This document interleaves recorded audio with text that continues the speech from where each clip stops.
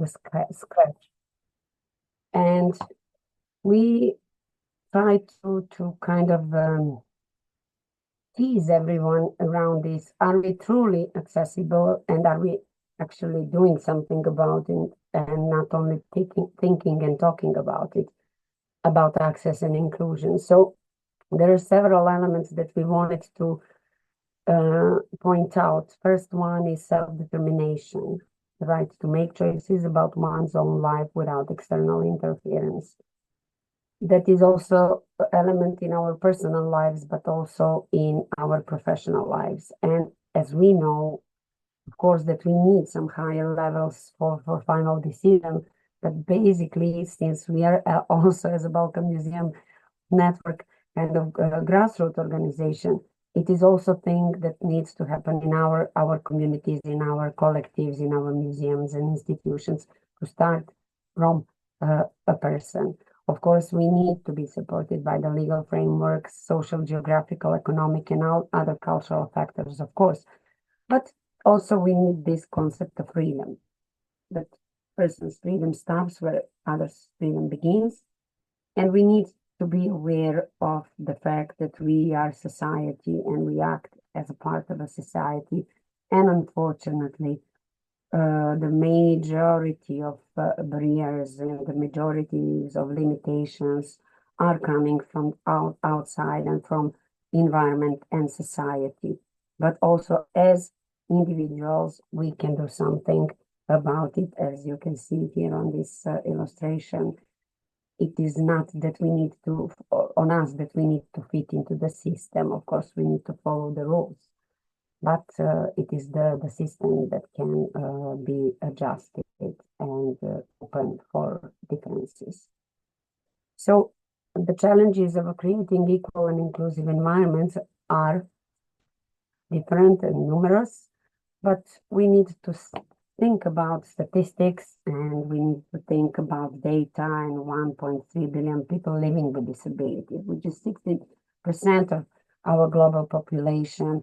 But that is not a minority report. We need to be also aware of the fact that during our average life, if we come and we pass different stages, and in some certain levels of and moments of our life, we face different kind of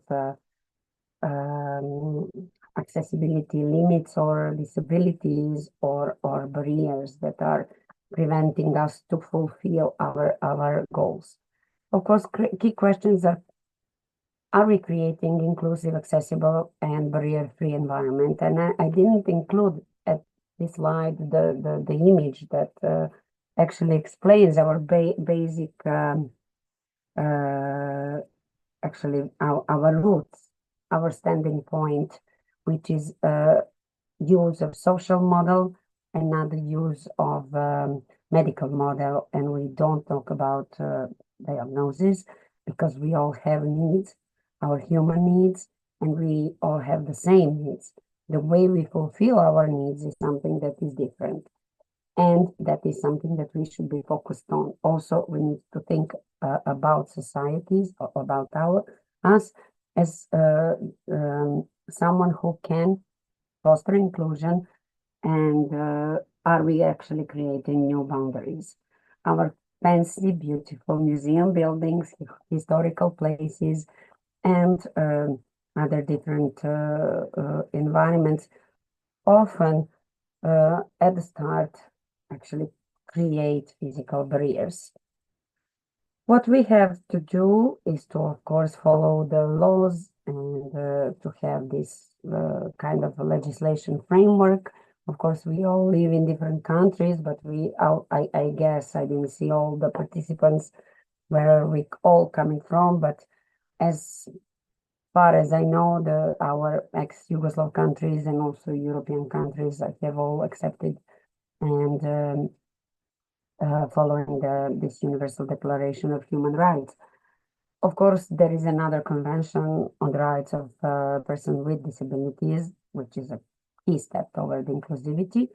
And on the national levels, there are several different laws and regulations and legislations that are giving us a space to act. And also, sometimes when I have some kind of discussions with the colleagues, when they say, it is, we cannot do something about it, but I said, then I have that element in my like ace in my sleeve. And I say, yes, we cannot do it now, but we need to do something about it because it's something that we need to do according to our law. And challenges in the Balkan region, not only in the Balkan region, but we were kind of talking about the broader perspective that we have in the region, and we wanted to point out some elements that we are facing and that we have different kind of obstacles towards accessibility and inclusion. We also have this state of mind, or actually kind of um, statement that is so deep into our institutions, which is, of course, do not touch. It's not that is just a statement. It is absolutely, uh, how do I say, oh, pravda? I need your help, okay. Justified. Justified, yeah, thank you so much. It is not that it is not justified, but of course we all have study materials. We have in 21st century wonderful colleagues, restorers and conservators who can help us with this, and we can create things that can be, and we should motivate people to touch. It is in our instinct. It is how we actually learn about world, not only by eyes, but also involving other senses. Of course, we need a legal reform, and we need a social awareness campaigns, and we need financial support for cultural institutions. For example, 2 years ago in Serbia, we had on the national level announcement of the from the Serbian Ministry of Culture, announcement for the new strategy that is actually going to support all cultural institutions to be open for everyone, accessible for all, and they do support some different scale projects, but it is a long way, and we need to learn more about that. Museums in the Balkans are definitely moving towards accessibility.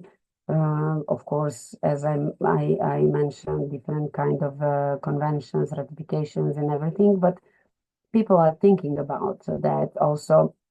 All kind of actually all members of the institutions, all staff like curators, technicians, restorers, museum pedagogues, educational people that are engaged in education, also guides, are according and based on their own everyday experience, thinking about some ideal spaces and ideal approaches, and the need to learn more about what does it mean to be inclusive and accessible.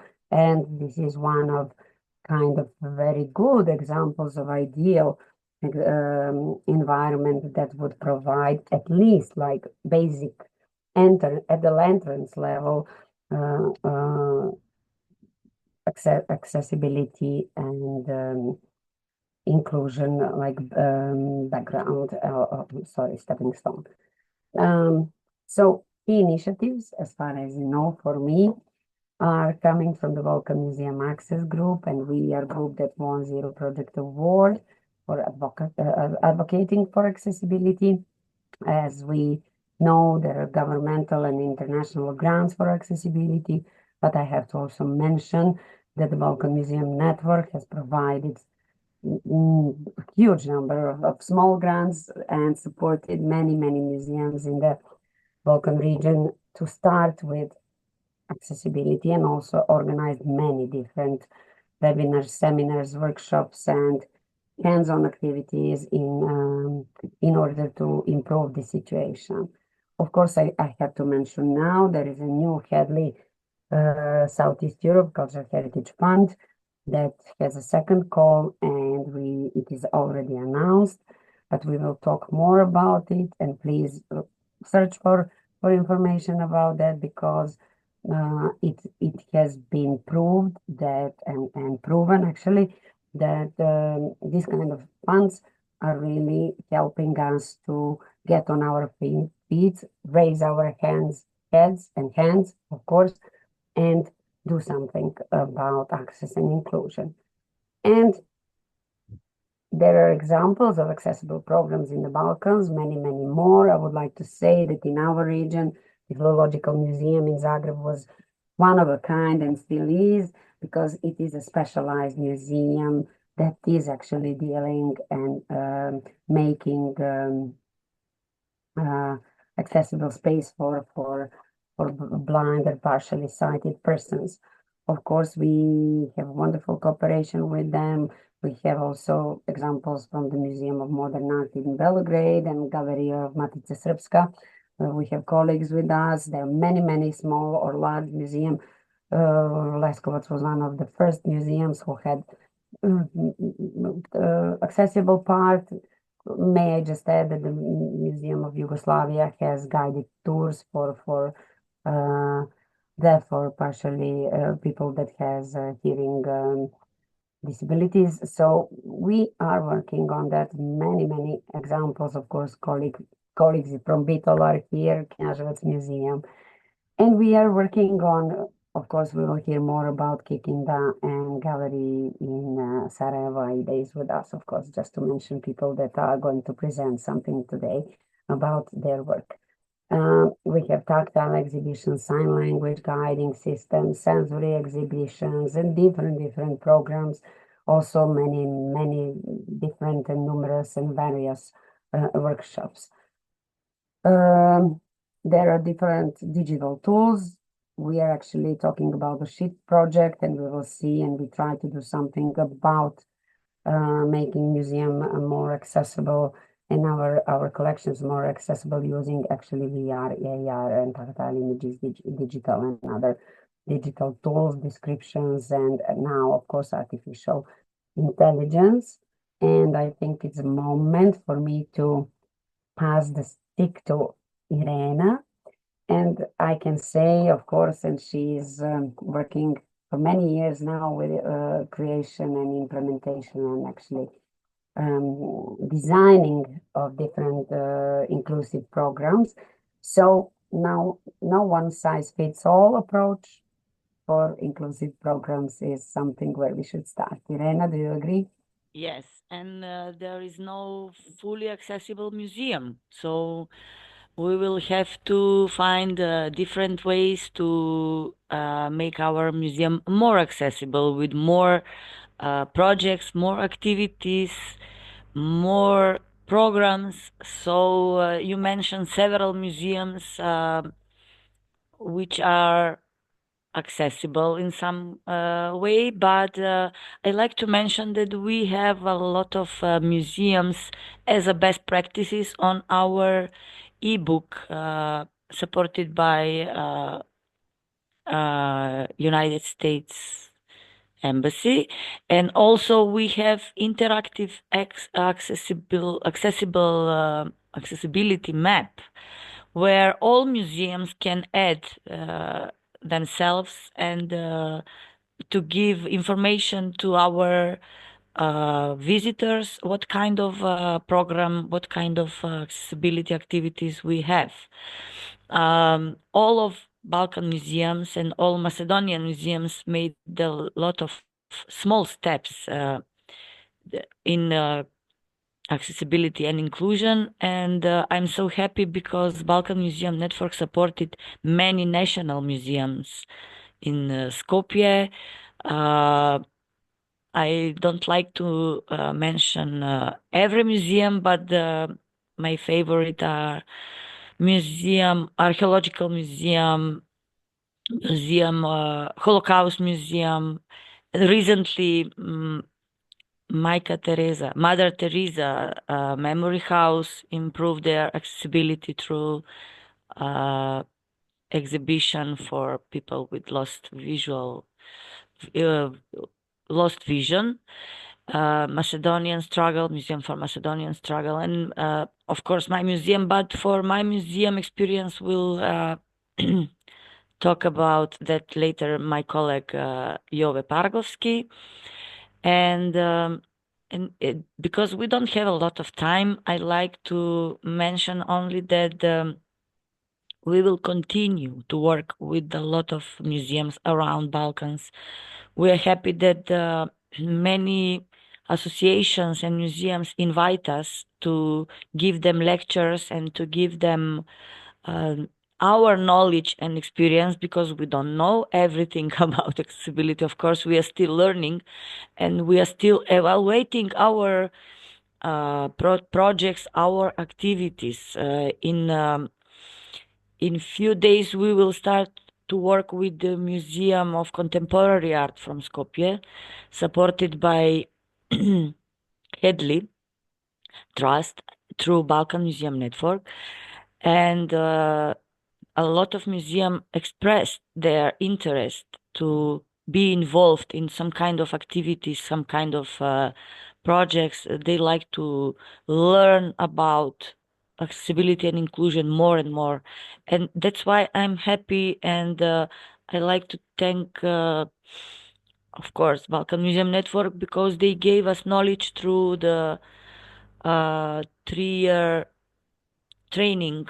So we are Balkan Museum Access Group representatives from different countries, and you can also call us or write a message, write an email, so we can help you, because this is very important. Not because we are empathic or not because we are forced to do that.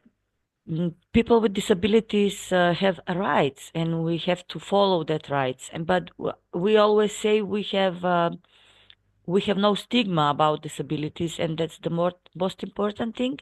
And of course, we know the formula. The formula is to work with them. If you are preparing something for them, call them, make consultation with them, and if you make a program with them, and they will be happy, of course, despite that there is a lot of experts involved in the projects. But in my institution, we always involve people with disabilities to help us, to suggest us something. So I'm very proud of that, that we have friends in association for people with disabilities. We have friends in school, special schools. So I think this is the formula for success. We constantly promote human rights, of course, and we are preparing museums how to prepare themselves for not just physical accessibility, but also for sensory uh, for sensory accessibility. And that's why our projects are always multi-sensory experience. We gave them multi-sensory experience, and I'm very happy because we have every day more and more people with disabilities in Macedonian museums and on the Balkans. Uh, I like to also add that always support is important, but sometimes small steps you can do for free. And I know that many museums applied for funds, and Balkan Museum Network supported more than 30 in previous years, but sometimes it doesn't cost too much to start with small steps to work on accessibility. There are a lot of best practices on the Balkans. We have on our presentation many photos about physical accessibility, about sensory accessibility. But if you need more, you can also check our ebook and also accessible map for best practices, and of course our publication, because we constantly are publishing our results, our evaluation and success. We have a lot of best practices, but I like to give Jove to speak more about the concept. We are improving every day. I think that on this presentation, Milena, we don't have time to speak more, I think. Yes, it's very short time and it's very challenging to summarize so much without. Yes. So I hope that we will continue to work with people with disabilities, not only with experts, and follow the agenda of United Nations, that no one should be left behind. And we will continue to improve accessibility with all colleagues from the Balkans. And so, sorry if Aida, I think that we used more than 10 minutes. But it was a good introduction for our next presentation. So, Milena, you can maybe stop sharing your. Thank you very much for opening the stage and giving us a floor for some concrete examples. Yova will talk about designing inclusive museum exhibitions, so some of the cost-effective approach to sensory accessibilities and examples that have been tested and used in the Institute and Museum Bitola. Yova is an expert in museum education, digital media, and focusing on accessibility solutions that integrate culture heritage with modern technology. Yova, the floor is yours, and I think you can share your screen. Thank you, Aida.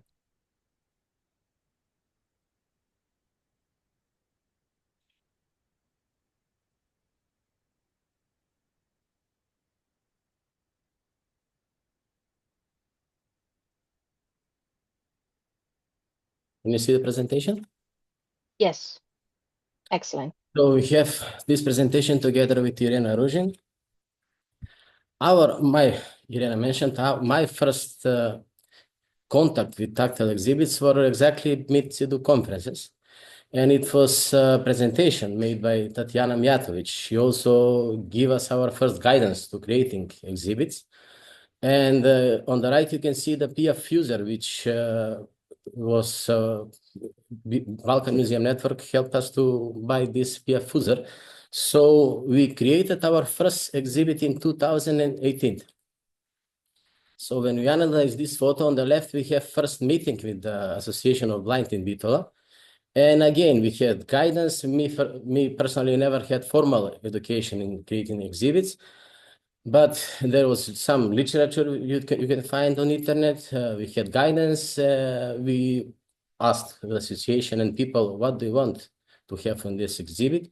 We made some samples you can see on the central part, and actually this is very bad tactile photo. And we created our first exhibit it was in format on big sheets of 1 meter wide. You can see this on the right. So the format was, we had first the description in Braille, then we had tactile image, and on the far right you can see readable text together with a photo of the real object. So even today, after every exhibit, we have feedback. We ask for feedback from our visitors, but also starting from then, we always did this. We stepped back and we analyzed our visitors. So me personally, I have divided the group in 3 different groups. So the first group was, I call them independent explorers, and usually those were the people who normally before the exhibit we will explain the format and what to expect. So the first group, independent explorer, they will go to the panel, they will read the description of text, they will go to the tactile image, return to the text, and they will spend very good amount of time there. And usually they are alone or with some assistant, which usually helps them only to come to the panel.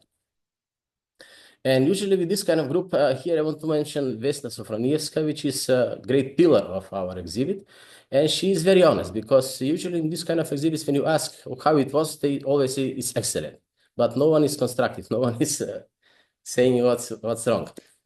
So Vesna Sofronievska is our consultant, and constantly she is improving our approach.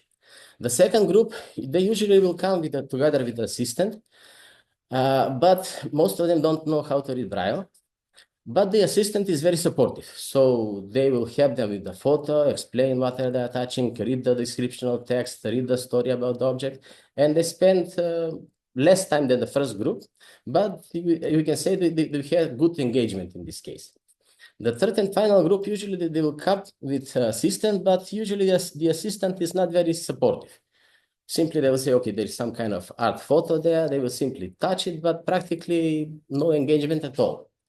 So for example, if we analyze from 100 visitors, we can say that in the first exhibits, we had like 20% engagement. So this is like something that we want to improve in several directions, meaning how to give better tactile experience in our exhibits we have today. So first, we need to understand also short introduction. When we analyze people with 100% vision loss, we can roughly divide them like people who are born blind or lost sight early in life, and people who lose the sight later in life, something that can happen to any one of us. And there are differences between those groups. For example, a child that is born blind explores the outer world, learns about the world by touching. And what they can touch, they can understand. So, for example, some child will hear a story about a lion, will be able to touch some photo. If they have cat at home, first they will learn about the cat. So you will explain that the lion is much bigger, like a cow, much bigger than the cat, if they have some kind of toy. But for example, if the child is totally neglected, then it will never probably hear about the lion. So when in our exhibit, for example, we say that this sculpture has lion skin on the head, for all the audience, this doesn't have the same meaning. So we must have this in mind while creating the exhibit.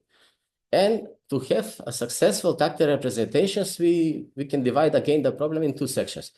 First is the description of the object we have, and second is the tactile object. So me personally think the description of the object is a science for itself. And me personally, I think it's more important than the tactile image itself. And sometimes a good narrator can produce such a visual image for many people that is uncomparable to tactile objects. There are rules how to make it. It should be clear, interesting, engaging.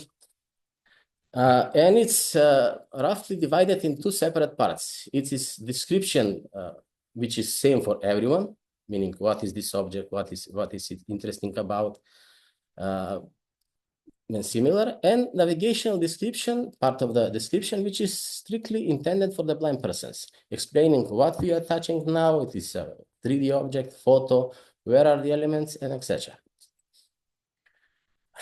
So tactile object without providing a description is practically useless. But how we provide this description, knowing that only 6% in Europe, 5% in Europe of the blind persons know how to read Braille. So that's why usually you see in exhibitions using audio units, different players and everything. And we have developed our own concept to have this. We always have Braille in text, but we found some other ways to bring the description into the object. When we speak about the object, it's always best to have the original object, because we as a museums have wide variety of different objects, and here we have also the educational part. So on the left is a stone sculpture, which is no harm if it's touched. But if you want to take this exhibition out, we have those plaster copies, which are give very good image about the museum object itself. This is Irena's newest project. This is actually part of a book for children, and this is a swallow made from real feathers, and it was very well accepted by the children who visited the exhibit. So when you have some object like coins, which is very small, yes, these are not golden in the left, they are now not original, but you can explain the value of coin and the size and everything. But when you want to explain the contents, the king, the ruler of the coin, then we produced a second one in large, bigger one, where they can also touch the elements. This is made together with Milena Ignjajevac, and here you can see we have ethology objects. We are introducing other senses like smell, like sound, and this is very good, how to say, example, because you can take this and bring to people who can come to the museum. When we have objects that are big, like our museum building, we can produce same one in 3D printing. We also experimented with cardboard, and on the right you can see different objects from our city that we created in 3D, using 3D printing. And how to provide a description? By using NFC tags and QR codes. You heard me right, QR codes. QR codes are also used. Today, mobile phones have very good cameras, and if the blind person knows where the QR code is, this is very effective tool, especially, for example, outside in restaurants and everything. They will scan the code. If they know where it is, the camera now has good resolution, and many, for example, websites have now readable text. The screen reader of the blind person can read it, and this is very cheap and effective. But we also use NFC tag. This is, we all have this in our credit cards and everything. Simply you bring your smartphone close to this tag. Usually we put it on the standardized location, and it activates audio narration. This is on the left, you can see interactive tactile image of mosaic narthex of Heraclea Lynkestis, which is originally 20 by 4 meters. And on the left, first we have mosaic, real mosaic made of stones, which can give to the blind persons feel what is a mosaic and how it is made. And down we have first version of our book. So blind person passes their smartphone on certain area of the image, and under this image, I didn't take photo of this, we have NFC tags. So for example, when you come to the lion, the audio narration for the lion activates. When you go to the boar, to the central part, it activates for this section appropriate audio description. So you leave your phone outside, and blind person can explore the area. This is a similar principle, creation of 3D map of Heraclea Lynkestis from where this mosaic was made. Again, under this, we have NFC tags. You bring your phone there, it activates, and can you listen? This is self-guided tour for our city. And practically the panels on the right were on the expense. The application Easy Travel is very good and free to use. So if, for example, in our city, we had those tactile tracks, practically we will have 100% autonomy of a blind person in this case, for example, but sadly, we still don't have, this is still not accessible to move independently through our city. And since I mentioned previously, since we already have good photos, we already have good description of the text, we already have audio version, we use this to create QR codes and practically enhance our museum exhibit by placing QR codes by the objects themselves. And also we have created sign language videos. So in this case, we enable a better experience for persons with deaf and hard of hearing visitors. And also we provide audio guide through their phone and QR code for all the visitors. And also all of our objects are made now 24/7 accessible on our website. I think I was in time, Aida. Yeah.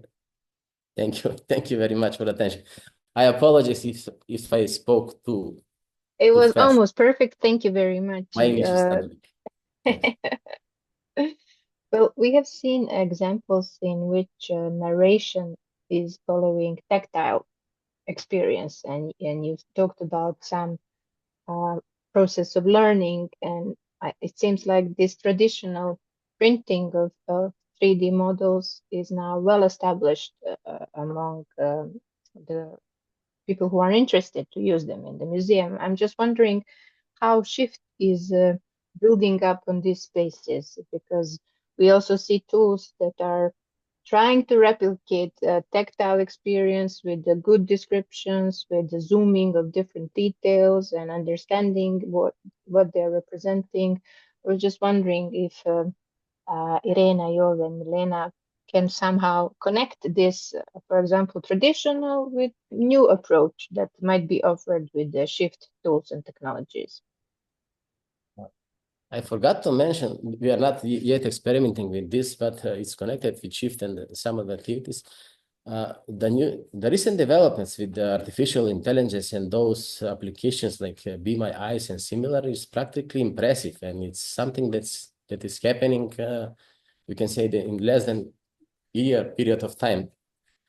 And even it's new for everyone of us to analyze it, but in some areas, implementing new technologies for the blind, it's very effective, very useful, and impressive, according to me. And it's difficult even to make analysis what are the benefits, because the technology is developing so fast in this period of time that we don't have time to analyze the data until the new version comes out. But by combining both access, what we have so far, and new technologies, I think we can make the life of blind persons much, much easier, especially in the museums, but in their everyday life. Would you like to add something, Milena? You unmuted. Yes, I kind of started. I wanted to add that basically we have some testings with the haptic gloves, and haptic glove is kind of giving some kind of senses when you transfer from one surface to another, when you cross from one kind of emphasized element on the image that you want to explain. That can be quite interesting, especially for the people that who lost their sight, and if I may say it, some kind of a middle age. So the the sensors on the fingers are not so kind of delicate and sensitive as with other persons. But apart from that, there is also another element when we talk about artificial intelligence. We are facing and seeing many examples of images that have been transferred into action and storytelling elements that are added to some famous art pieces. I've recently seen an example with the old photos, historical photos from Niš, that when they try to recreate the life on the streets of the city, and again, that is visual, but also when we talk about use of artificial intelligence, Shift is also testing tools that are able to interpret, not like chatbot, or also as a chatbot answer to some questions, but also that are dealing with different levels of interpretation or targeting different audience. So, for example, one piece can be interpreted in different ways for different audience, meaning different age or different interests. So I think it is really a testing phase, and it is really truly changing so fast, but it can be definitely very useful. But I have to say that we as a museum people and curators should be well prepared, and we should definitely all have engage IT experts with us, but we need to have very well prepared databases. Exactly. Thank you. There's words of praise for the great presentation and people thanking you, but we also have two questions. One from Aida to you, Milena. She's asking if you have any data on how many museums in Balkans have officially adopted equal access policies. So if they officially adopted this kind of policy, and do you think these policies would enhance the accessibility for persons with disability in that concrete institution that adopted the strategy? I have to admit that I don't have not even approximate number, but what we are facing now are different national strategies that are going to kind of motivate or not to force institutions to react. There are different approaches in each specific case, of course, but I think that once we have the same approach as we have with the ratification of conventions and national and international laws. We will definitely be in the position. I just want to skip the word force, but we would be in a position to react and think differently, to adapt and adjust the situation. And Aida, thank you for this question. This is one important element that we are implementing in our new surveys that we are creating for different accessibility projects and activities that we are engaged in. So I hope that in our newly created survey, we will kind of get at least close number to that will be able to answer your question next time we speak. Thank you. I'm aware of the time, but also the questions are coming. We have two more. One is a general for anyone, Irena, Jova, you can jump in. So it's a question on the individual experience. How do museums refine their inclusive strategies by incorporating audience feedback into their programming and exhibitions and overall visitor experience? And what are some effective methods you particularly use to gather and implement this feedback to ensure continuous improvement in accessibility and or representation? So how do you get feedback? I mentioned also, and Jove mentioned that we have consultants during preparation of projects, people with disabilities. So before we open the exhibition, for example, we are testing our products with people with disabilities, not only during the process, but also before opening of the exhibition. Jove mentioned, pardon,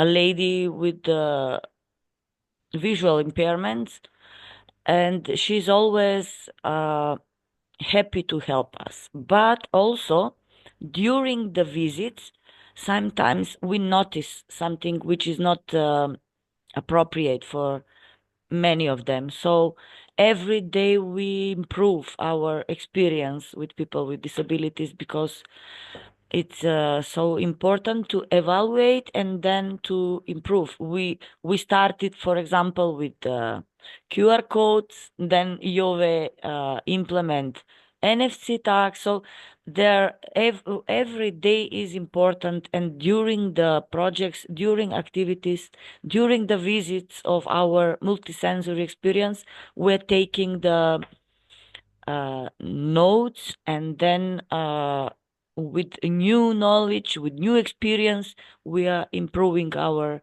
products and programs. Yes, and what is made for disabled people is made for everyone. So Of these course. improvements are for all audience Of members. course. We are speaking now about people with disabilities, but when we are working on projects, we say always museum for all, exhibition for all. So that's our practice. Even today, it's very hard to receive feedback, because when you ask how was the exhibition, everyone is excited. It's excellent, very good. But since our first exhibit, we saw that they are grateful that something is done for them, not for them, something is done. So, as Irena mentioned, when you analyze, first of all, it was impossible our first exhibit to be successful, 100% success. So when we step back and analyze, and when you have some persons like Vesna, for example, who also will point out some of the mistakes, then through trial and error, you can try through several iterations to get a good exhibit at the final end. Even today, we are making many mistakes. We are experimenting with some of new approaches, but always, as Irena mentioned, because I come from technical parts, having statistics, having surveys. In this case, as I mentioned, there are several different groups, and it's very difficult to gather that kind of data which will be representative, to be relevant. So somehow it's a hunch, feeling we have that something is good, something is not good. We always explore what's new. On meetings like this, we see what's happening in the world, what's good example, what's bad example. We try. If it goes with us, then it's okay. So our first exhibit, when we introduced NFC tags, we knew that even then the phones didn't have NFC tags. But we had 3 or 4 hour phones. We gave them to the people. For our next exhibit, most of the blind people bought phones with NFC tag, which is not practically expensive. And today, every phone has NFC tag. But today, when they come to the exhibit, they all have NFC tags. First, when we used in 2019 QR codes, later we need to print out explanation what is QR code even for people who can see. Today, everyone knows what is QR code. The cameras today are much better. So as I mentioned, there is sometimes with these technological developments, there is no time to analyze the data, even if we do researches, because they are developing so fast. Thank you very much, And Jove. And Amelia, we will leave your question for the last discussion. Yara, maybe Jove, you can answer. Yara has a technical question, so you can type it in the chat. So Amelia, we will not forget your question. It will be part of the final discussion. And Piotr, thank you very much for sharing the links. Definitely, let's stay in touch with the community. I will move on to our next presentation. It's our colleague from the National Gallery of Bosnia and Herzegovina, Aida Šarac-Berbić. She will talk about how to foster remote inclusion during and after the pandemic.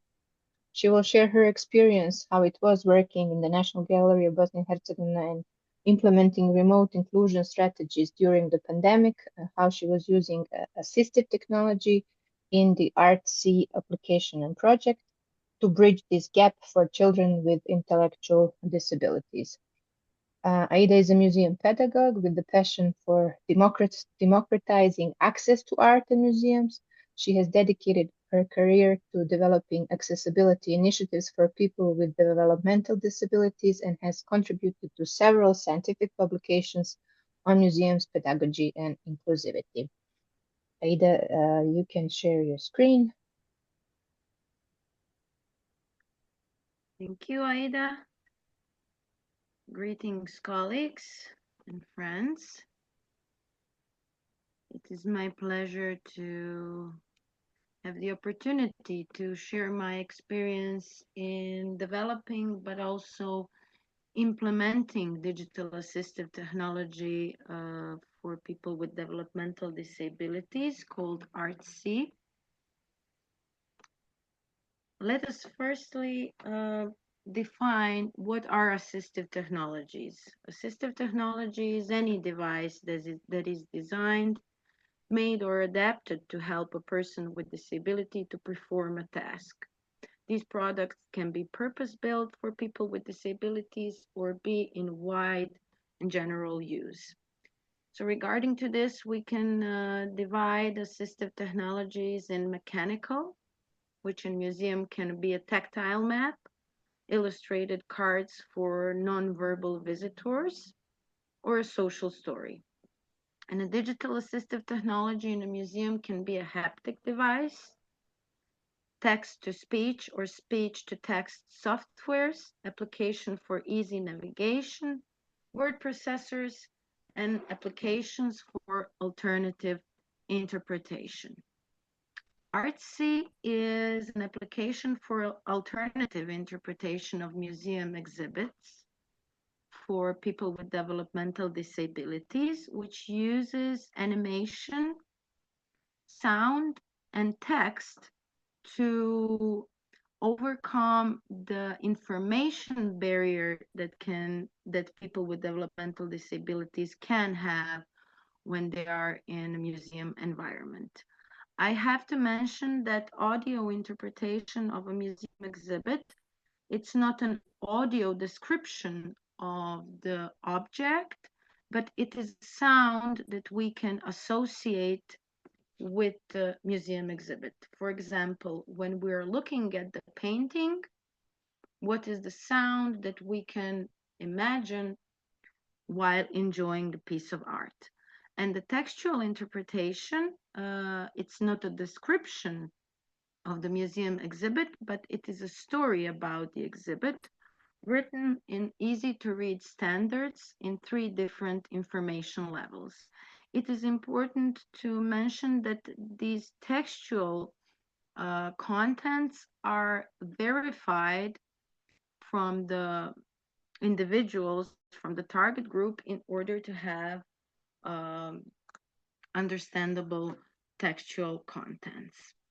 When I started thinking about the artsy in 2019, I had in mind to additionally motivate this target group to visit the museums more frequently. I started collaborating with IT specialists, graphic designer, and defectologist to develop the application that will be used on site. And in that process, we were led by the principles of universal design for learning, equitable use, flexibility, simple and intuitive use, perceptible information, tolerance for error, low physical effort, and appropriate size and space for approach and use. We had to follow all of these principles to have an application that will be accessible to everyone. The additional value of the application is the user's interface for the museum educator that can add new contents to the application or change the existing ones. For example, if the museum wants to work with typical children of younger age with the application and change the textual contents so they can be a bit more challenging for this group of children. In March 2020, when we organized testings for this application, the global pandemic of COVID-19 started to spread all over the world. And the schools were closed, and the associations for this target group also. And this was the sign that we have to develop a version of the application that will work from home. So it will be remote learning with the resources from the museum. And in 2021, we had both versions integrated in one package that could be downloaded for free from Google Play Store. And we disseminated that link through associations and schools for special education in the local community of the museum, where the parents and caregivers got also the instructions on how to use the application, how to connect the visual content with the auditive and the textual part, and to work on verbalization of thoughts in this target group, to also give them the opportunity to meet the heritage National Gallery of Bosnia and Herzegovina keeps.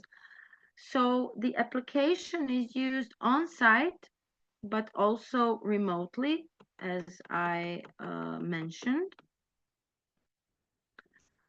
So we have the possibility to organize group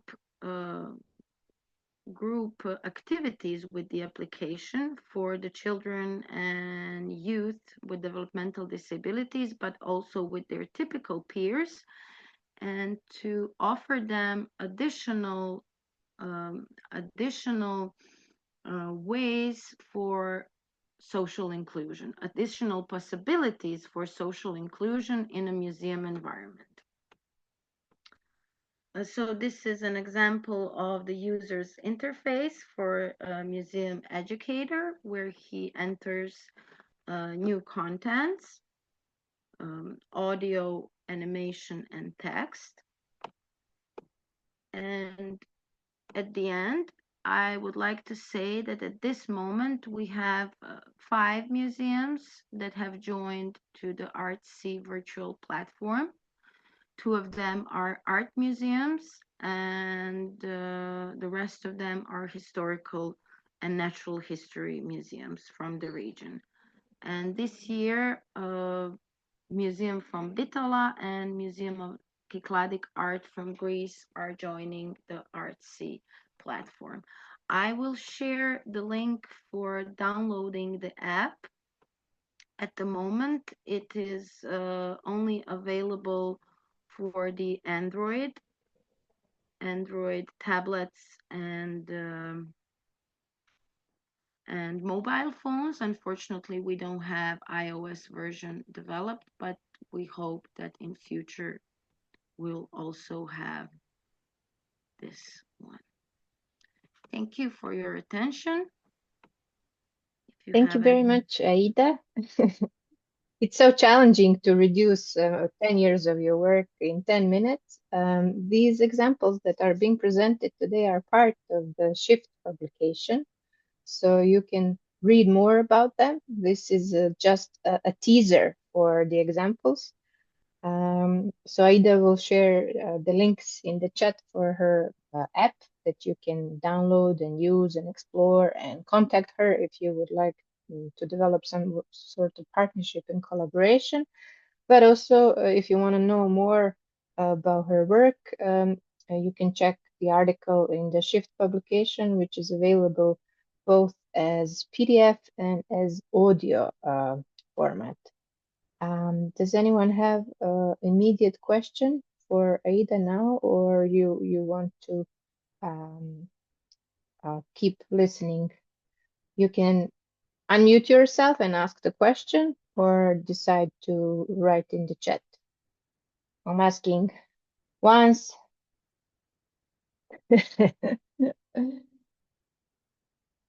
Okay, so if there are no questions, we can continue with our presentations. Because we have very interesting presentations waiting for us. We have colleagues Ivana Rastovic and Jelena Bobic.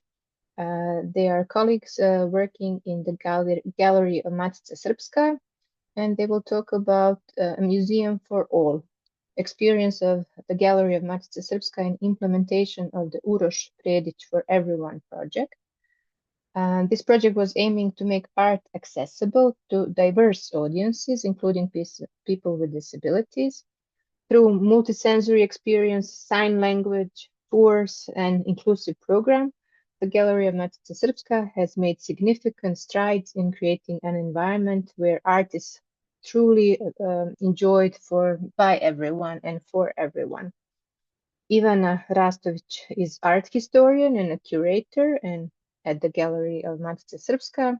She has been deeply involved in developing inclusive programs for different audiences, and Jelena is a museum educator at the gallery, focusing on creating educational programs, workshops for children, youth, families, and promoting inclusion through creative learning approaches. Ivana and Jelena, are you ready? Yes, we are. So hello, we are Ivan and Jelena. Unfortunately, our camera is not working. But we will share our presentation. We didn't use the Shift template. We hope it's okay.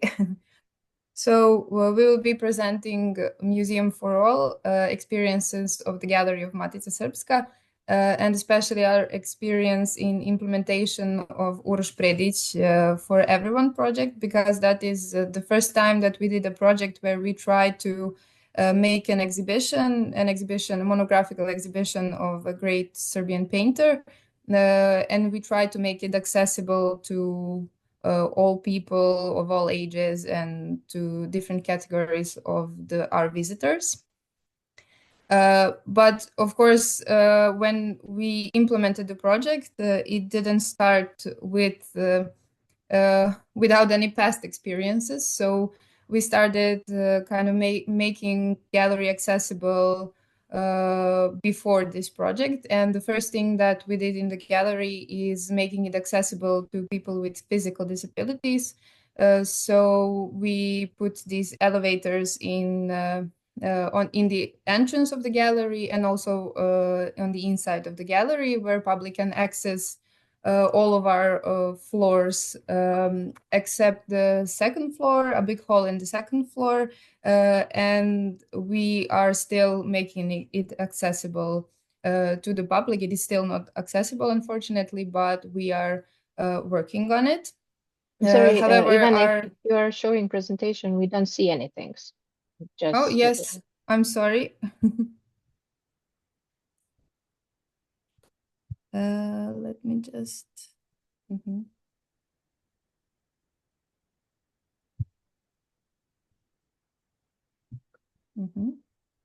Okay, can you see it now? Yes, thank you. Yes, okay, I'm sorry. Oh, let me just make it full screen. Okay, so this is actually what I was talking about physical accessibility of the gallery. So here is the elevator that is outside on the entrance of the gallery. Here is the elevator that is on the inside, which with all floors can be accessible to people, except the big hall in the second floor. We put this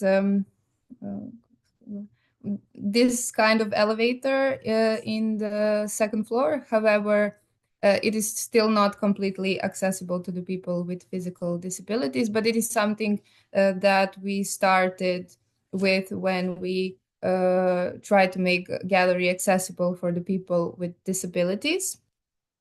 And the next part of the project, so before we started the project Museum Eurospreadit for Everyone, we were already physically accessible to the people with physical disabilities. And then we tried to make the whole exhibition accessible to different categories of people and to people with different kinds of disabilities. And we are starting the presentation with something that we had the most difficulty with. And because we are an art museum, we kind of had the biggest challenge was actually making the exhibition accessible for the people with visual impairments. And we were searching for different ways to make it accessible. We cooperated with our partners on the project, which was Kunsthistorisches Museum in Vienna and also Typological Museum in Zagreb. And kind of combining their experiences in making exhibitions accessible to people with visual impairments, we decided to use 3D models that were 3D printed of the paintings that we chose. We chose five paintings of Uroš Predić that are kind of the most important okay, we can say most important, and that were actually from different museums. So two paintings were from the Gallery of Matica Srpska. One painting was from the National Museum in Zrenjanin. One painting was from National Museum, Serbian National Museum in Belgrade, and one was from City Museum in Belgrade. So the models that we printed that were created from paintings from different museums were actually donated to those museums after the project was finished. And this is what the process of making one 3D tactile model of painting looked like. So we had two portraits, and we tried to make the person that is represented in the painting tactile. So the person in the painting is 3D. And these models that are created for portraits were actually the best models that we created during the exhibition, and something that was much more complex were the paintings that kind of had these scenes or different or many that had much more details showing in the painting. They were much more difficult to represent in tactile model, and it it was much more difficult to create. And yes, I wanted to say, besides these 3D models, we also put, you can see next to the model, so the models we put on a pedestal, and next to the model we put the different details from the paintings that would kind of make a painting come alive, more alive, to enrich the experience of a person that is touching this model. And next to the painting, to the model, we also can see a label written in Braille. And we did this for all models that were in the exhibition. And for people with visual impairments to kind of can go through the space of the exhibition, we put guided pathways that can be seen on the floors of every room in the exhibition. And we also created a tactile map that was put on the entrance of the gallery. And also we created this audio description of these models and of the paintings that were put on tablets that the person touching the model could listen to audio models using headphones. And that was something that was another thing that was kind of difficult for us, but colleagues from the Technological Museum in Zagreb helped us a lot with creating the audio descriptions of the paintings and of the models, because we didn't want to give people too much information about the painting or the model, but enough information so that we can kind of make model come alive. And on the side of that, those audio descriptions, we also put different sounds that could be heard from the painting. So for example, for the audio description of Uroš Predić, his self-portrait, we changed voices. So if Uroš Predić, if there is only an audio description, one person is reading the audio description, and if it's a citation of Uroš Predić, then another person is reading the part that Uroš Predić would be speaking, to create this kind of illusion that Uroš Predić is actually speaking. And it is something that we got feedback about. One blind girl that was in the exhibition said that those sounds that enriched kind of the audio description really helped her to enjoy these artworks and the models. Other than making accessible the exhibition accessible to people with visual impairments, we also made the exhibition accessible to people with hearing impairment. So we created these guided tours that were translated into sign language, and we did this in cooperation with Society of Sign Language Translators and Interpreters. And I think it was once a month we did these guided tours and also lectures that were a part of a program of the exhibition. And because this was an exhibition for everyone, we also created a program for youth, and we created it by illustrating a comic about Uroš Predić's life. And we also did once a month, we did workshops for high school students that were held by Mileta Poštić, the creator of the comic book about the life of Uroš Predić, and he presented the way that he created this comic book, and he kind of taught them how they can also create a comic book about someone's life. And also we did a program for people with intellectual disabilities, and we did this with Pair Art organization. We've been cooperating with them in many projects, and that is kind of one of the ways that we started this kind of path of making gallery accessible is with cooperation with Per Art organization. They did workshops. This is a dance workshop that they did, and they also had art workshops and dance workshops with with the visitors, and they used paintings of Uroš Predić and created artworks and also dance moves. And another thing that we did for the first time is we wanted to make this exhibition of paintings of Uroš Predić accessible to elderly people. And we especially wanted to make it accessible to people that are in homes for the elderly and that can't move, or it is hard for them to move and to come to the gallery. So we did a program called Predić in Suitcase, because this exhibition was filmed in 360 mode. We could create a virtual tour of the exhibition that is accessible on our website, and our curators and museum educators went to homes for the elderly, and they did these virtual guided tours of the exhibition. And those were all the parts of the project that we did to make it. And also we did a program for children. That's what we forgot to mention. So it would be accessible to people of all ages. We also did an educational program for children, where we did guided tours for children from schools and preschools. And we also wrote a book for children that every child got gifted after the visit.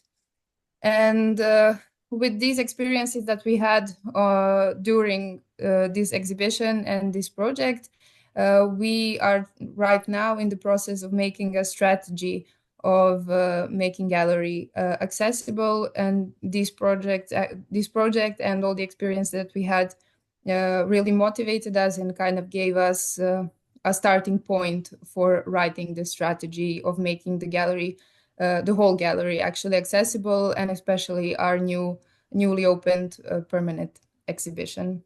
And that would be all. Thank you. Thank you very much for this really wholesome example of showing all forms of different activities, collaborations, groups. So it's really something for everyone. I don't see any question in the chat, but I was just curious to know, did you make implementation action plan to follow your strategy, and what will be your next step? Like based on success of this project, what are you planning, and is it in line with objectives of the strategy? We still don't have the strategy. We are in the process of making it. However, using the experiences from this exhibition, we created two 3D models, tactile models of two paintings that are in our permanent exhibition.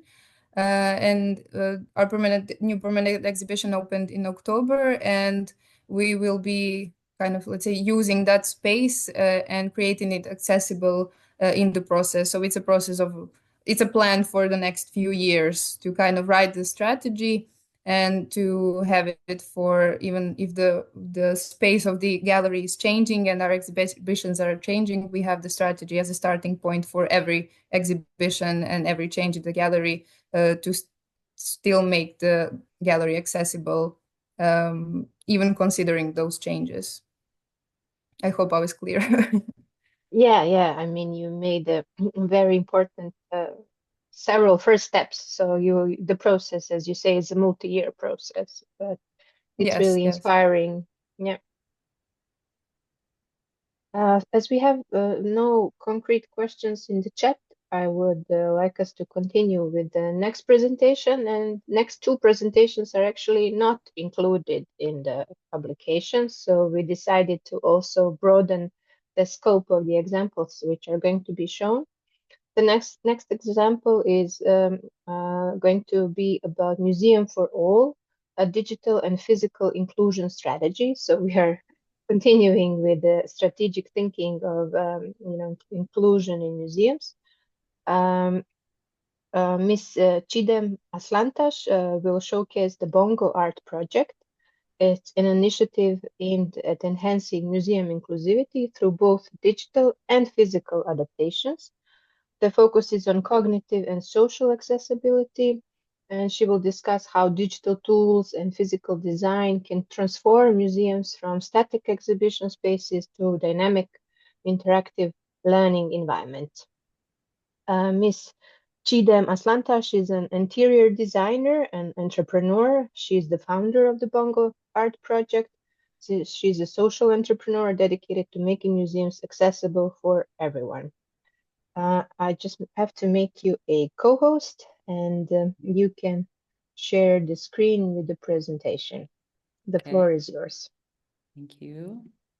Can you see my presentation? Yes. Okay. Yeah. Hello, everyone. I'm Çiğdem Aslantaş. It's here to be very happy to be here. I would like to start by briefly introducing myself and what is Bongo Arts Project and the journey of my enterprises of Bongo Art Project. Bongo Art Project is a social enterprise that makes museums accessible for everyone. Maybe I introduce with that I'm from Turkey, and the project I will present you from the Turkey actually. And I'm an interior architect, and I have been working as a 15 years in this field, and also I'm an entrepreneur. For 12 years, past years, I have been visiting museums around the world, especially in Europe, and the Bongo Art Project journey was approximately 12 years ago. I was working as a coordinator in Germany. At that time, I was writing in an architectural magazine about European museums. In my article, I was criticizing how and why museums designs were predominantly centered around the sense of sight. While I was writing, at the same time, I began to questioning that what about the visual impaired individuals, how they experience the museums. Approximately 5 years ago, when I looked at the Turkey, that time I was in Germany, I discovered that for over 10 years, the museums in Turkey had not been accessible to individuals dedicated to addressing this issue. So I returned to Turkey and launched my social enterprise that's named Bongo Art Project, and to collaborate with the so many stakeholders from the public sector, private sector, civil society, and academia, and to make museums accessible. And to support my enterprises, we all established the New Generation Museums Development Association in Turkey. Actually, through this effort, I have been personally received 14 awards and recognition, and also my enterprise has been honored with the 7 national and international awards and recognitions. I just want to start with our talk about our accessibility strategy. Actually, we view museums as a public knowledge centers, so that we believe they must accessible for everyone, so that we want to make a very defined change. So we concrete change. So we developed a strategy consist of 3 phases and 8 accessibility criteria. These 3 phases is begin with reachability. This stage is ensuring the physical and the digital access to the museums. This is our first phase. Our second phase is comprehensibility, actually means understandability. Yeah, that means after we reach the museums, can we understand the knowledge and can we understand easily the whole exhibition? And our third phase of our phases is the sustainability.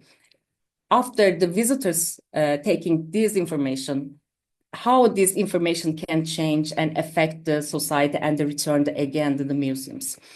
After these three phases, we have 8 criteria. The first one is total blind and low vision impaired accessibility. Second one is deaf and hard hearing impaired individuals. The third one is sensory sensitivities and Down and autism spectrum. The fourth one is physical disabilities. 5 on elderly individual. The 6 one children, and 7 digital accessibility. And I think it's one of the most important criteria was social, cultural, and social economic accessibility. In Turkey, we try to change the policies about the museum accessibility so that we choose one accessibility criteria and one state museum. We try to show the Culture and Tourism Ministry how can we make a model and separate all the other Turkey museum. I just want to share our 3 physical and one of our digital accessibility applications. The first one is the Anatolian Civilization Museum in Ankara. It's one of the very important museum in Turkey. This is the approximately 500 years accessibility, 500 years culture heritage museum. It's an Ottoman culture, Ottoman Empire culture museum. We make this museums Turkey's first low vision and total blind individuals accessible museums. First, we selected 22 key artifacts from the museum and we created 3D tactile replicas of them. Alongside these replicas, we developed braille description and audio narrations. You can see additionally 6 workshops here, 1 storytelling area, and also the 3 exhibition zones. In this area, you can see this. You can probably see the tactile replicas in yellow. This specific yellow color was chosen for the individual with low vision, as it provides better visibility, actually. We exhibit these yellow replicas against with the dark colored backgrounds with the special lightening front and enhance their accessibility, actually.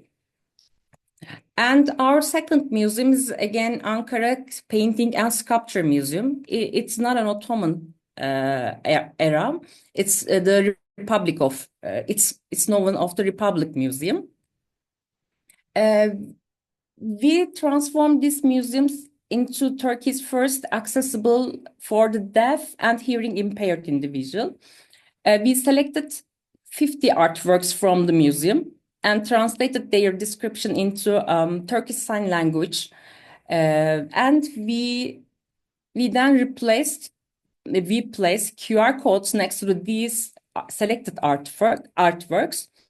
And now allowing visitors to access the sign language explanation very easily. Here, I just want to, I'd like to highlight an important detail, actually.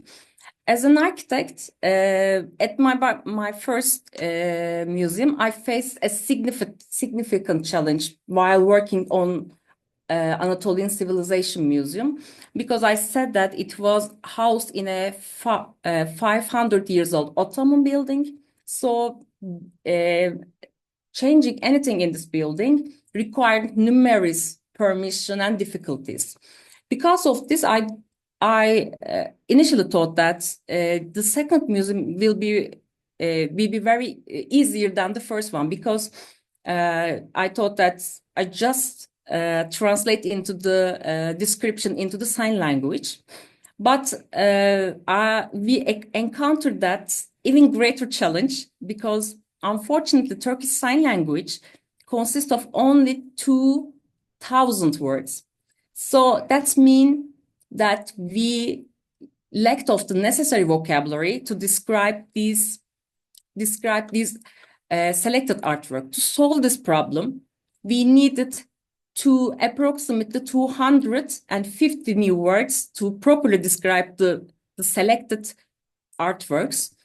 As a result, we collaborated with 8 Linguistic and launched the Sign Language Museum Art Dictionary, the Sign Language Art Dictionary project to develop missing terminology.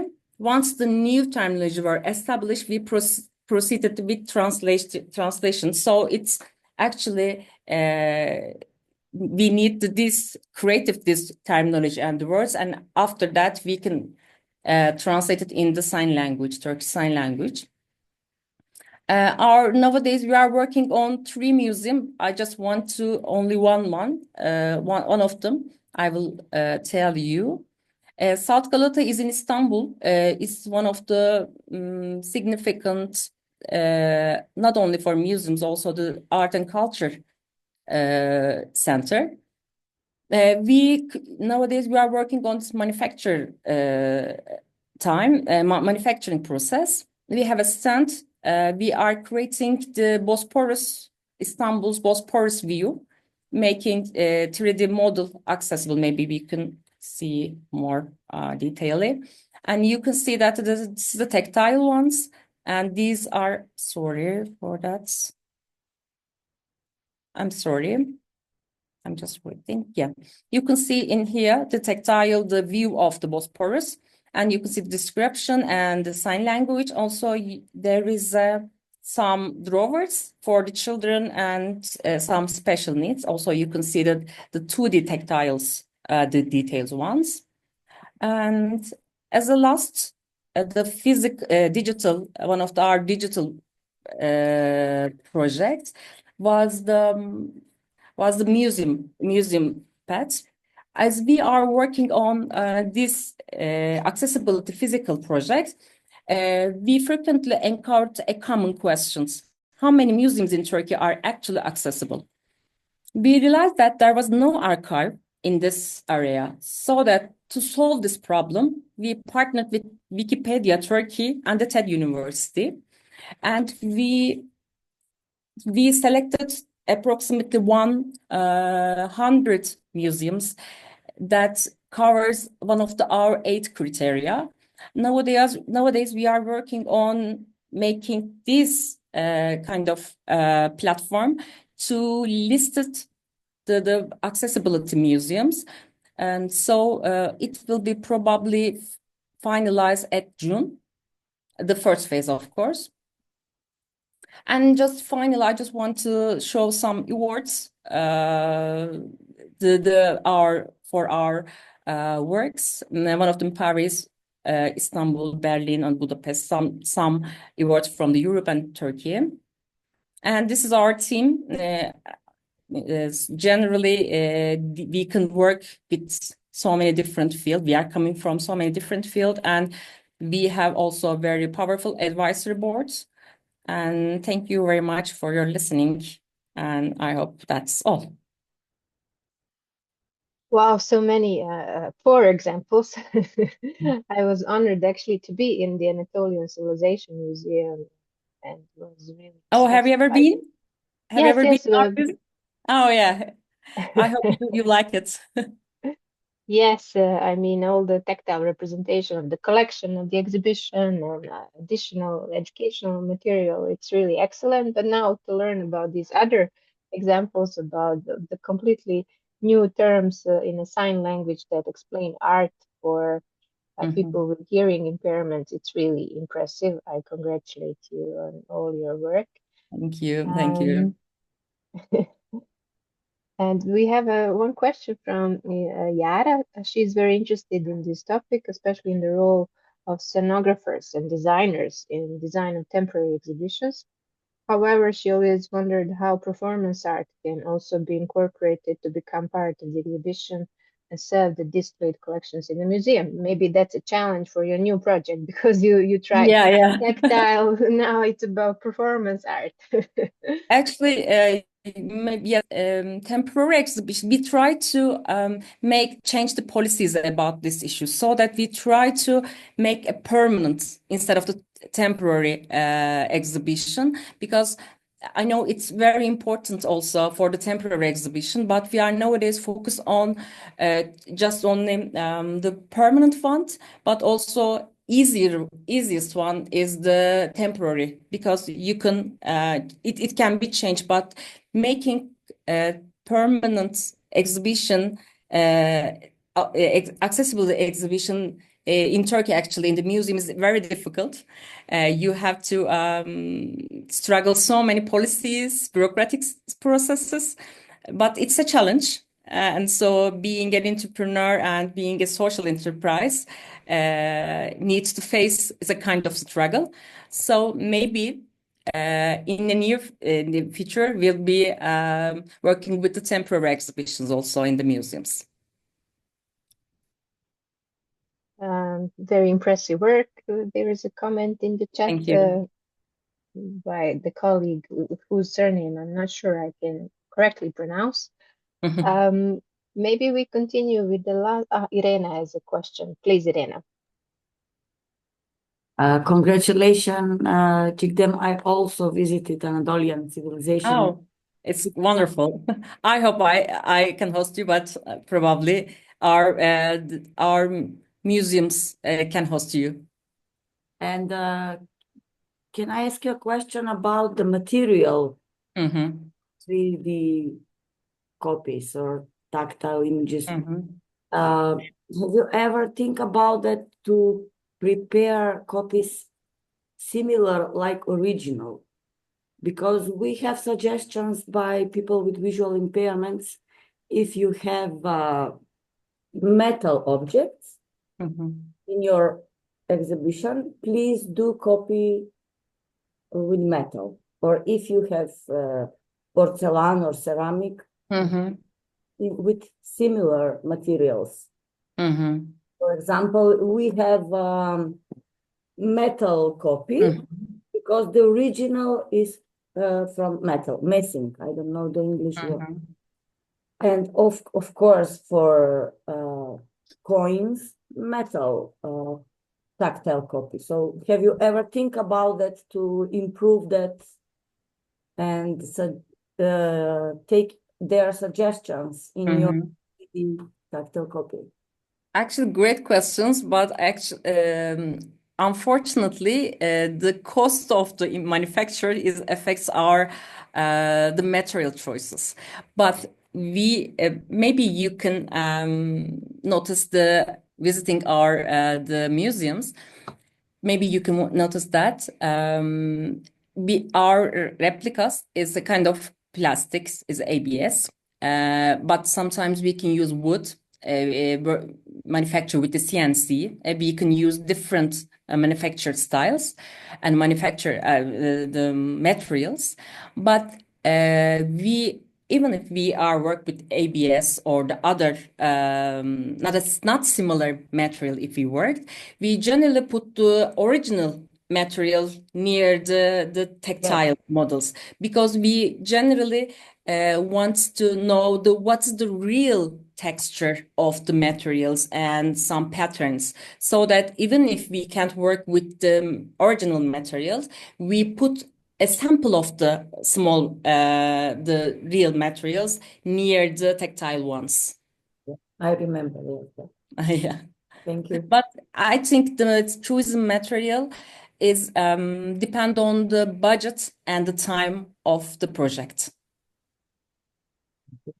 Yes, within the limits, which are finances and staff and time. Yeah, unfortunately, yeah. Let's thank you very much, Ms. You're welcome. Svantash. I hope you can stay until the end, because we might have more questions. I will move on to our last presentation of Katarina Dragin and Dragan Kjurski. Unfortunately, this example is also not in the publication, but it's going to be presented now. It's called, the project is called Our Souvenir in Your Home, Adults with Disabilities Creating Museum Souvenirs. And it was a project that trained 25 people from the ages of 19 to 65 to make clay souvenirs. Dragan is employed as a museum educator. He's a senior museum educator at the National Museum of Kikinda since 2011. Very common lecturer in all conferences that promote improvements of the museum education programs. And I'm so happy to see him with the colleague Katarina Dragin. She's a specialist in early childhood education, graduated from preschool teachers training school in Kikinda. Of course, their biographies are much bigger than this, and you can read them on the Balkan Museum Network website. But without further ado, I would like them to start with their presentation. Lisa Slantash, if you can just stop sharing the screen. You did. Then Dragan and Katarina, please share the screen. Actually, can we? Okay. Okay, we did something, yeah. Good. Okay, can you see our presentation? We can. Yes, you can. So we are Katarina and Dragan. Yeah, hello to everyone. Hello to everyone. Yeah. We are presenting actually our two projects in this one presentation.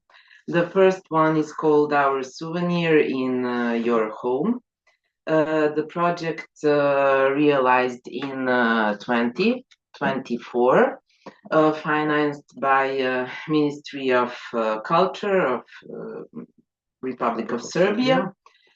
Three organizations were involved: our museum, Center for Fine and Applied Arts, called Terra from Kikinda, and Social Care Center of the city of Kikinda.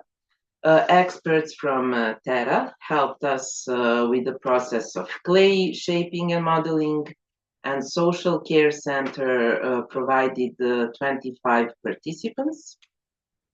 25 people were involved in this project. There were people with disabilities, with physical and intellectual disabilities. And participants were youth and adults aged 19 to 65. On this project, during 10 workshops, participants produced over 250 souvenirs. Actually, they produced magnets with motifs from our local heritage. So now about the workshops and the process of producing the souvenirs. The first workshop was about the local heritage and its elements. We were discovering the museum surrounding. Some of the participants were for the first time in the museum, so we had to pay attention to their movement through the space and their experience of the exhibits. Related to this is the fact that the museum is located on the first floor, and it was the first and the main obstacle. So during the discovery of the local heritage, they had a chance to for a multisensory experience, which allowed them to search for inspiration for future souvenirs. During this process, we motivated them to touch as much as possible.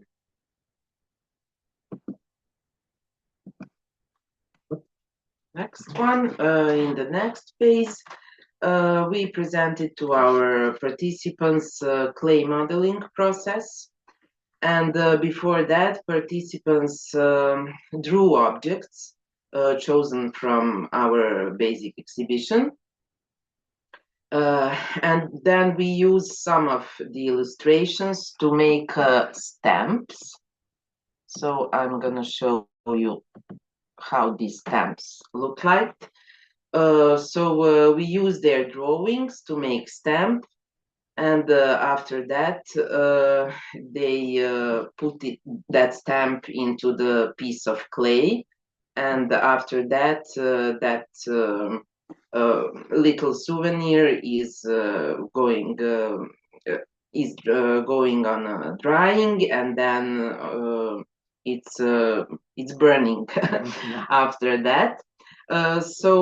We made 10 stamps for 10 museum exhibits. In accordance with the abilities of participants, we made stamps and not molds. as we had previously planned.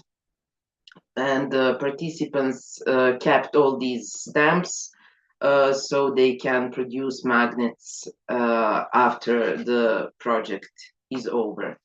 Here we have examples of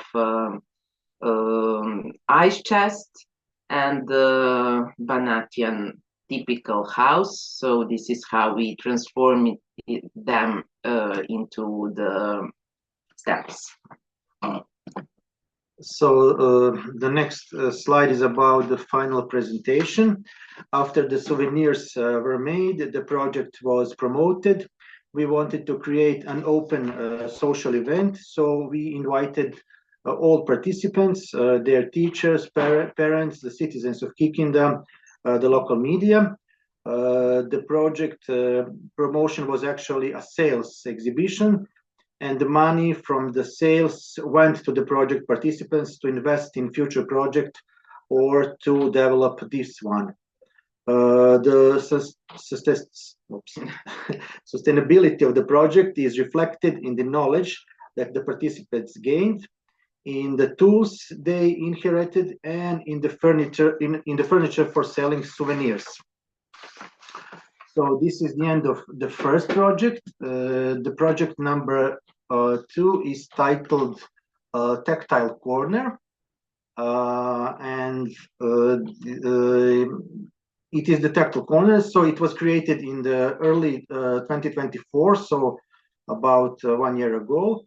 The goal of this corner is to provide visitors with vision problems, low vision and blind people, multisensory experience in the museum.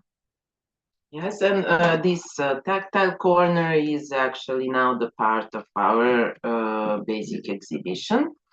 So we selected the 9 most interesting museum exhibits from 5 collections and created interactive tactile solutions for each of them.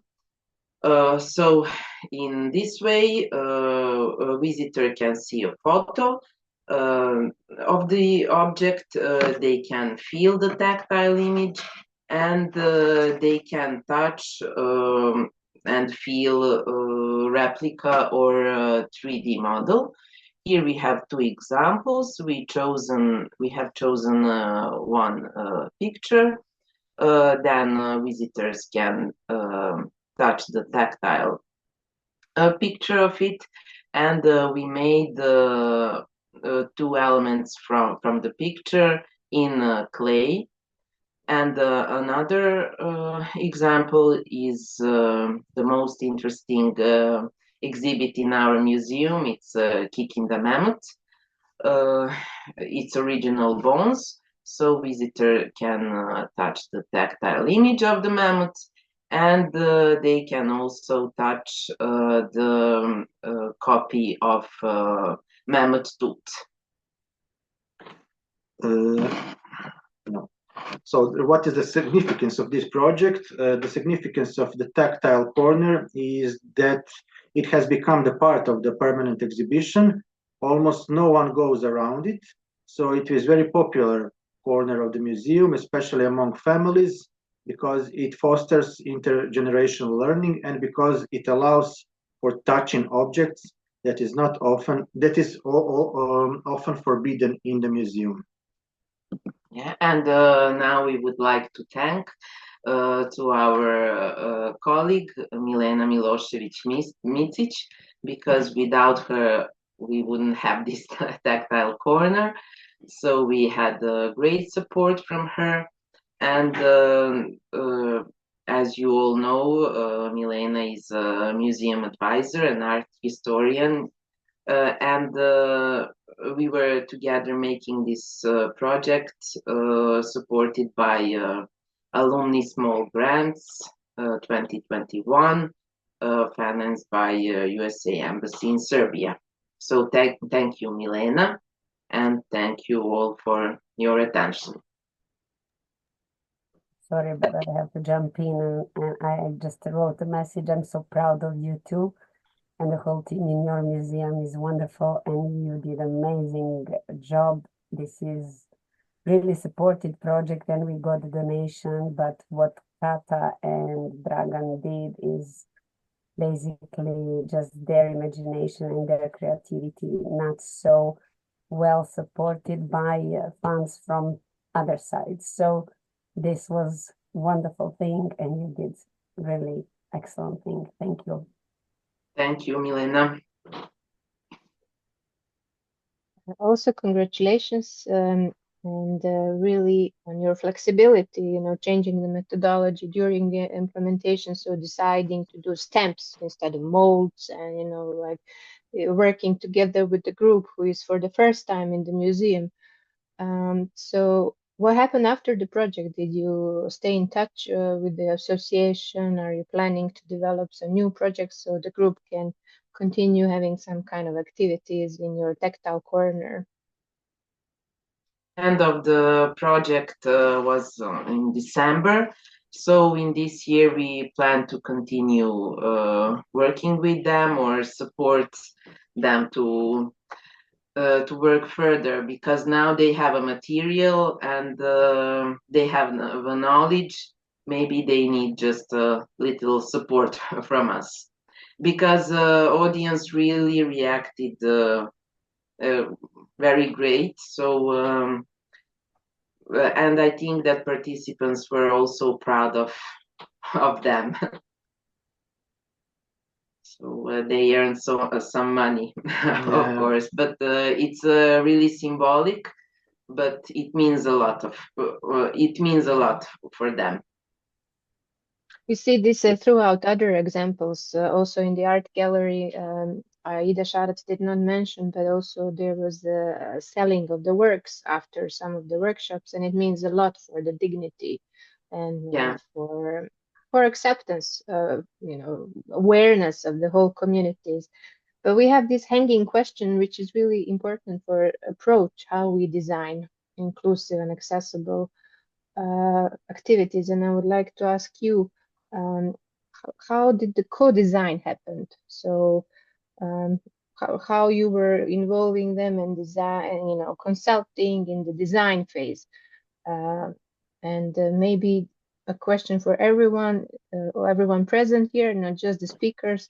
Do people with disabilities also work in Balkan museums? If yes, are there any data? And if no, why we are not involving persons with disabilities to be, employed full-time, part-time in museums? So maybe Dragan and Katerina, maybe you can just comment on the co-design process. Actually, through this project, we for the first time we engaged this kind of group, if I can say it like that. So everything was really slow. And maybe we accepted we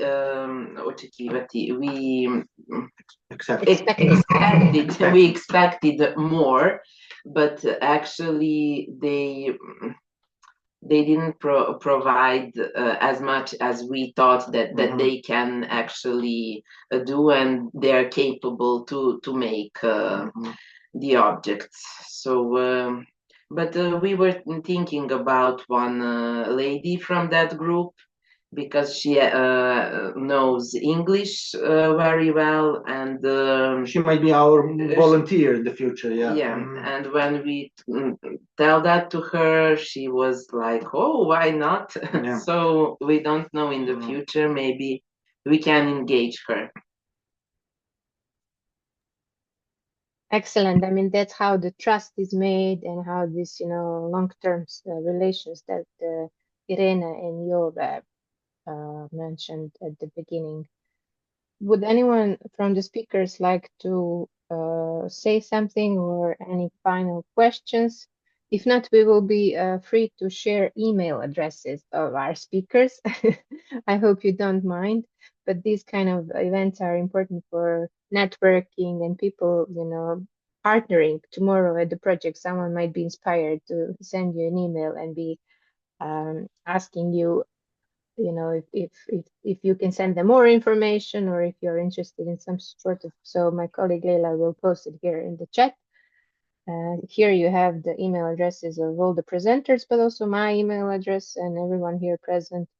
Don't be shy to reach out, and don't be shy to propose collaboration.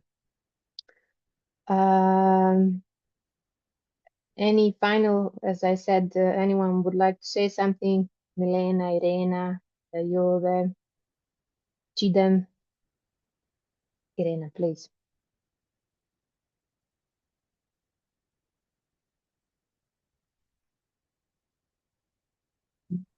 I like to add that really 10 minutes, it is so